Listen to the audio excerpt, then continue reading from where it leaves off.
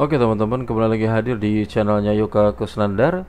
Sekarang kita akan belajar PPKN sama seperti yang kemarin, yaitu di pertemuan yang kedua, yaitu 1.2. Kita akan mengerjakan tugas bareng-bareng, tapi tugasnya Anda nggak perlu upload, Anda nggak perlu melakukan hal apa-apa, yang jelas Anda kerjakan tugasnya dan saya percaya kamu mengerjakan tugasnya. Begitu ya. Nah, sekarang kita akan belajar di untuk 1.2. Silakan dibuka bukunya di buku PPKN di kelas 8, cetakan dari Kemdikbud gitu ya. Disilahkan dibuka begitu. Kalau misalnya Anda tidak ada cetakannya, Anda pakai e-book juga nggak apa-apa gitu. Yang jelas bisa ngikutin gitu ya. Atau misalnya kalau Anda nggak ada bukunya, ya sudah, pokoknya dengerin saya aja gitu ya. Dengerin, simak baik-baik supaya nanti pas satu ulangan harian jadi bisa. Oke ya. Clear. Selanjutnya adalah yang pertama, kita akan kasih tahu dulu bahwa yang pertama kita akan belajar tentang pengertian dasar negara, kedudukan Pancasila sebagai dasar negara, manfaat dasar negara, akibat tidak memiliki dasar negara, dan selanjutnya. Gitu ya. Oke. Yang pertama adalah kita tentang pengertian dasar negara. Kita baca ya. Acuan dalam bernegara atau dasar penyelenggaraan negara yang meliputi ciri identitas negara, cita-cita dalam bernegara, dan tujuan yang akan dicapai dalam suatu negara. Itu adalah pengertian dasar negara. Karena kita sebelumnya di pertemuan sebelumnya adalah menyatakan bahwa dasar negara Indonesia adalah Pancasila, maka saya akan fokus terhadap Pancasilanya untuk membahas ini. Gini, acuan bernegara artinya seluruh penyelenggara negara harus berdasar kepada Pancasila. Jika itu melenceng dari Pancasila, maka penyelenggaraan negara itu berarti tidak dilaksanakan oleh warga negaranya atau oleh pemerintahnya, gitu. Nah, selanjutnya, ini ada tulisan meliputi ciri identitas negara. Sini nih, ciri identitas negara. Ciri identitas negara, maksudnya apa? Ciri itu kan yang paling sederhana adalah ketika kita berbicara ciri, berarti kita berbicara tentang suatu hal yang berbeda dengan orang lain, gitu. Ketika kita mendengar seseorang melihat ciri boyband Korea itu apa sih? Ciri boyband Indonesia apa? Itu kalau boyband. Ciri bintang pop Indonesia dengan bintang pop di Inggris apa sih? Itu kita pasti berpikir hal yang berbeda, begitu. Nah, itu yang dimaksud dengan ciri, gitu ya. Jadi ciri yang dimaksud adalah seperti itu. Nah, sekarang kita membahas Pancasila. Memang ciri identitas Pancasila seperti apa? Yang paling sederhana dari sekian banyak cirinya adalah gini. Pancasila itu adalah sebuah ideologi. Ideologi itu adalah sebuah paham. Ideologi terbagi menjadi dua kata, diambil dari dua kata, yaitu idea dan logos. Idea itu adalah ilmu, gagasan, dan sebagainya tentang pemikiran. Lalu kemudian logos. Logos itu adalah ilmu, gitu. Nah, pemikiran-pemikiran tersebut setiap negara kan beda-beda. Nah, itulah yang menjadi cirinya. Cuman kalau di Indonesia yang menjadi sederhana cirinya adalah Pancasila adalah ideologi yang satu-satunya di seluruh dunia. Hanya Indonesia saja yang membuat ideologi itu. Hanya untuk Indonesia saja. Mungkin Anda pernah mendengar di Korea Utara ada ideologi Juche. Nah, itu adalah contoh dari identitas ciri bangsa dari Korea Utara itu. Terus kemudian di Indonesia itu ada Pancasila, gitu. Namun kita lihat di beberapa negara lain, negara-negara yang notabene adalah negara yang dulu pernah dijajah oleh Inggris, itu kebanyakan ideologinya mengikuti liberalisme yang ada di Inggris, begitu. Nah, itu adalah contoh dari bahwa Indonesia itu punya ciri tersendiri. Pancasila tidak ada di Malaysia, Pancasila tidak ada di Amerika, Pancasila tidak diterapkan di Argentina dan lain sebagainya. Itu yang dimaksud dengan ciri identitas negara kita, gitu. It's very clear, I think. Oke ya. Lanjut. Cita-cita dalam bernegara. Setiap orang memiliki cita-cita. Cita-cita berbeda dengan tujuan. Karena cita-cita itu adalah yang ingin diwujudkan itu apa, supaya untuk mencapai tujuan apa, begitu. Contoh, cita-cita kita adalah ingin adanya harmonisasi antara warga negara dengan warga negara yang lainnya, yaitu dalam makna persatuan Indonesia di sila yang ketiga. Itu adalah cita-cita kita, gitu. Nah, itulah menjadi instrumen ketika kita sama-sama saling menghargai terwujudnya harmonisasi dalam kehidupan bernegara, dalam kehidupan warga negara, maka akhirnya terwujudlah negara yang tentram, negara yang maju, negara yang fokus kepada kemajuan dan inovasi bangsanya dan tidak fokus terhadap perbedaannya, gitu. Jadi citanya itu tadi harmonisasi, yaitu antara kita, antara suku A dengan suku B, agama A dengan agama B, itu semuanya rukun.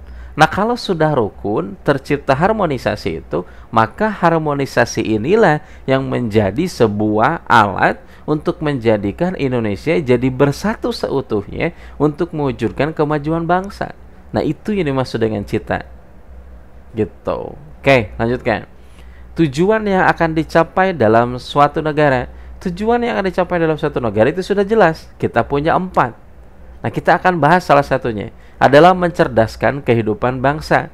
Itu ada dalam alinea yang keempat di pembukaan Undang-Undang Dasar 1945. Dinyatakan bahwa kita itu ingin mencerdaskan bangsa.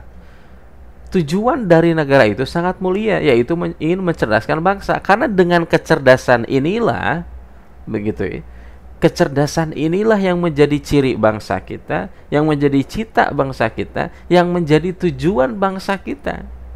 Jadi kalau sudah cerdas, insya Allah ke depannya akan menjadikan Indonesia menjadi sejahtera, yang loh jinawi dan sebagainya, begitu, menjadikan Indonesia jadi makin maju. Kalau kita maju berarti kita sejahtera. Kalau kita sejahtera berarti kita bahagia. Dan tujuan orang di dunia ini hanya satu, bahagia. Cuman beda bahagia mereka, kadarnya beda-beda. Mungkin saja bagi saya bahagia itu adalah A, dan bagi Anda bahagia itu adalah B. Begitu. Oke, it's very clearly. Oke ya, lanjutin. Selanjutnya adalah kedudukan Pancasila sebagai dasar negara. Intinya adalah di sini dikatakan bahwa Pancasila ditempatkan sebagai dasar dan ideologi negara, serta sekaligus dasar filosofis bangsa dan negara, sehingga setiap materi muatan peraturan perundang-undangan tidak boleh bertentangan dengan nilai-nilai yang terkandung dalam Pancasila. Oke, contoh sederhana. Kita kan punya aturan, salah satunya adalah Undang-Undang Nomor 39 Tahun 99 tentang Hak Asasi Manusia.